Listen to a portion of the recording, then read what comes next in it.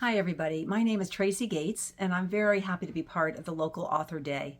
I have written a book called The Power of a Few Kind Words, Create a More Meaningful Life One Letter at a Time. And it's about my transformational journey of writing a handwritten, unexpected letter of appreciation to a different person every day for 1 year. I call it part memoir, part self-help, and a heaping dose of positivity in this crazy world that we live in. So I'm going to read you a chapter that's about the local barista in our town of Pennington. I walked into the new coffee shop at the end of the row of stores on Main Street. The simple temporary sign said Eclair Bakery in turquoise lettering above the door. I'd been impatiently waiting for them to open, as I didn't love the chai lattes offered at the two other shops in town. Those chai lattes were too spicy for my taste. I longed for a mixture of sweet and frothy. I entered the small, narrow shop with bay windows on either side of the door that allowed for cozy seating and sidewalk watching, and was happy to see there were 4 people in line ahead of me. I wanted this coffee shop to thrive, as it was within walking distance of our home. I was surprised to see the woman behind the counter was probably in her 60s and not a young hipster barista. This woman was moving very methodically and not making much conversation with the clients. When there was only one person ahead of me, I glanced up at the large blackboard with menu options written in pastel color block print. To my dismay, I did not see chai latte listed. As the gentleman ahead of me picked up his double espresso with almond milk, I said to the barista, "Please tell me you have chai latte." After an uncomfortable pause with her gazing directly at me, she said, "Well, yes, I do. And I'm going to make you the best chai latte you've ever had."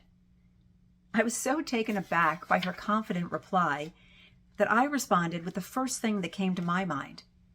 "Well, that's a ballsy statement. Game on."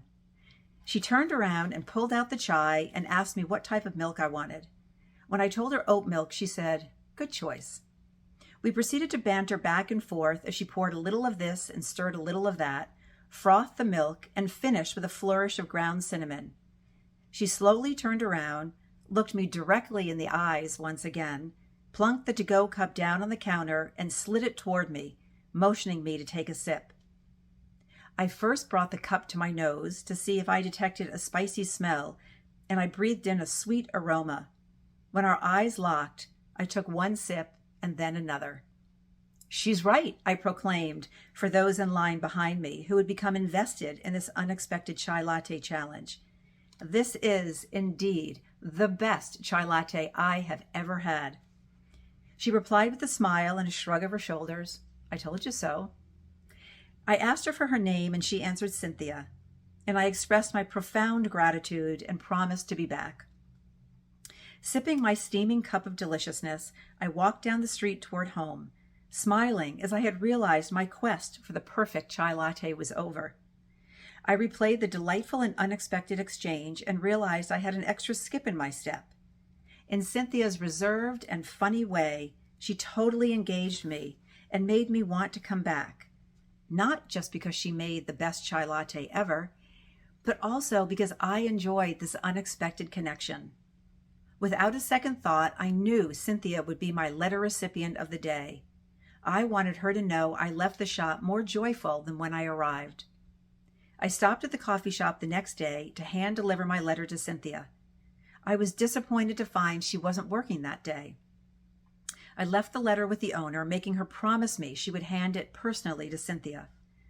I wasn't able to go back for another 2 weeks. When I walked in, Cynthia's back was to me as she was making an espresso for a young man. Without turning around, she said over her shoulder, "What do you have?" I replied, "The best chai latte ever." With that, Cynthia stopped mid-brew and turned around. Her eyes instantly glistened with tears. She said, "No one has ever done that for me before, and I've been doing this for a very long time. Your letter is on my dresser at home, and I've read it every day before coming to work." Then she walked around the counter, wrapped her arms around me, and gave me one of the most memorable, long, tight hugs of my life. This was pre-COVID. She said, "You made not only my day, but my week, my month, and my year." Thank you.